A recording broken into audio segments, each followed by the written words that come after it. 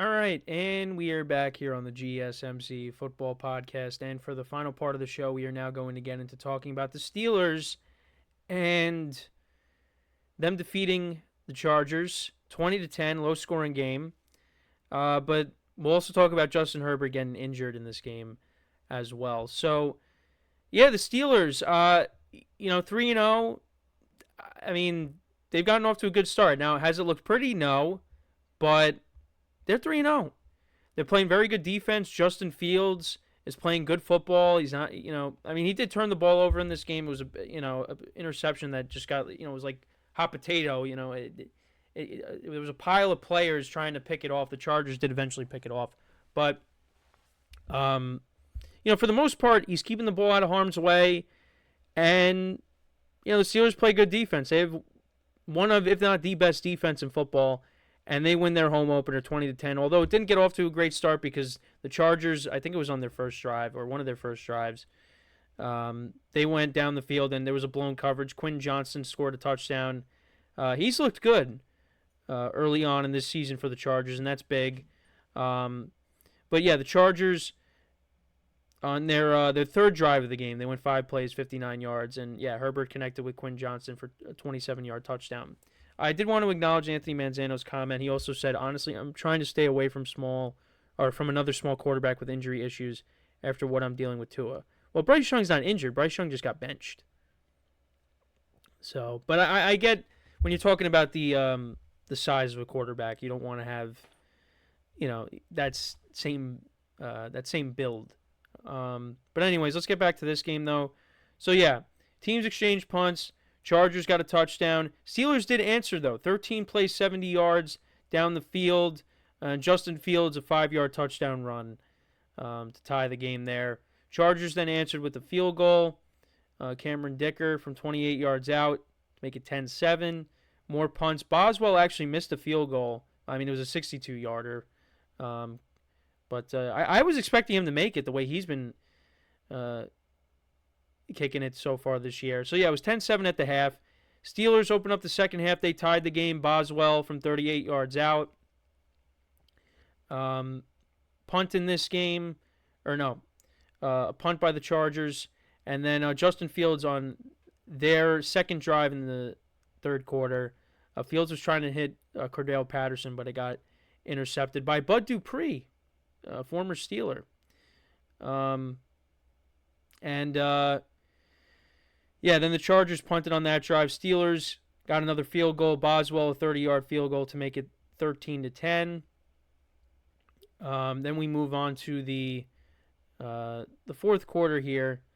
And, Chargers punted. Then the Steelers. This was a big play. Justin Fields connected with Calvin Austin, who's looked good. 55-yard touchdown. That put them up 20-10. Chargers punted again. That was really all she wrote. But, Justin Herbert got banged up in this game. He got crushed on a sack. And he got, he aggravated that because he's dealing with an ankle sprain right now. And, he got taken out of the game. So we'll have to keep an eye on his status. But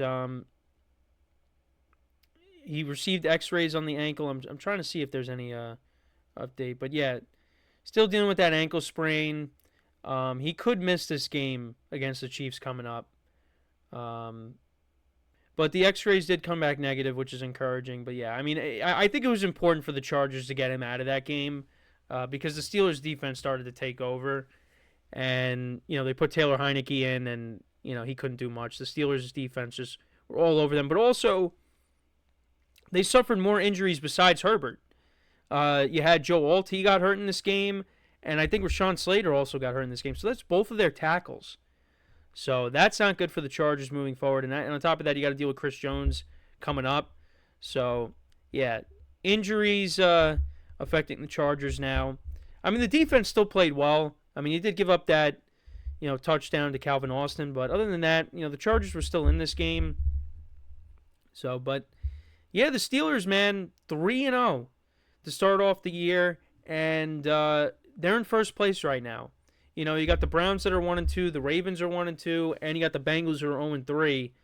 I mean, it's not going to stay like this. I mean, it's going to change, but got to give the Steelers credit. Got to give Justin Fields credit. I mean, this is his starting job now. This is on him. Russell Wilson is the backup now.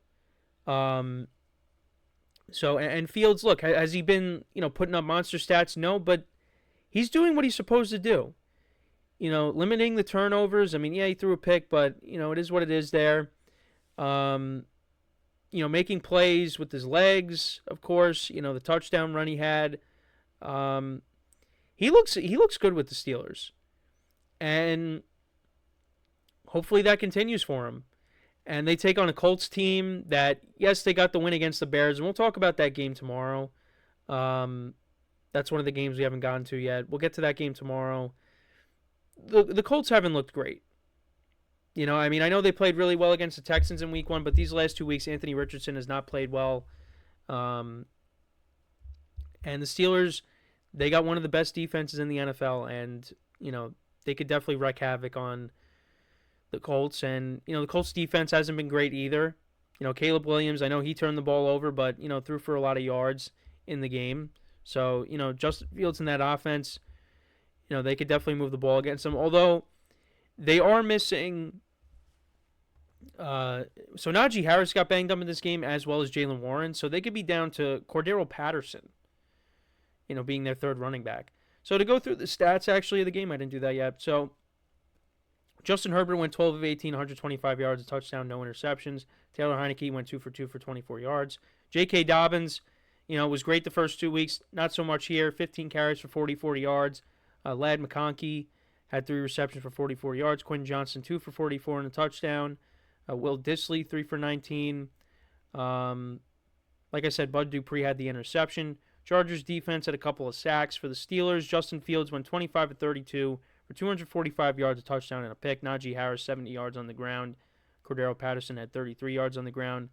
Jaylen Warren only had 3 for 5. So, yeah, and Jaylen Warren's dealing with a little bit of a knee issue. So we'll see what that's all about. Najee Harris also got banged up in this game. So, yeah, it could be Cordero Patterson as the lead back for them. And we've seen him run the football for numerous teams, the Patriots, and I'm trying to think of who else. I mean, he's been on so many teams. He's been on the Falcons. He's been on the Vikings. Well, he started out with the Vikings. He's been on with the Falcons, the Bears, the Steelers now. I'm definitely missing some other teams. Yeah, so he was with the Falcons last year. Well, he was with them for the last couple of years. Last few years, actually. Yeah, he was with the Bears. Was with the Patriots. Was with the Raiders as well.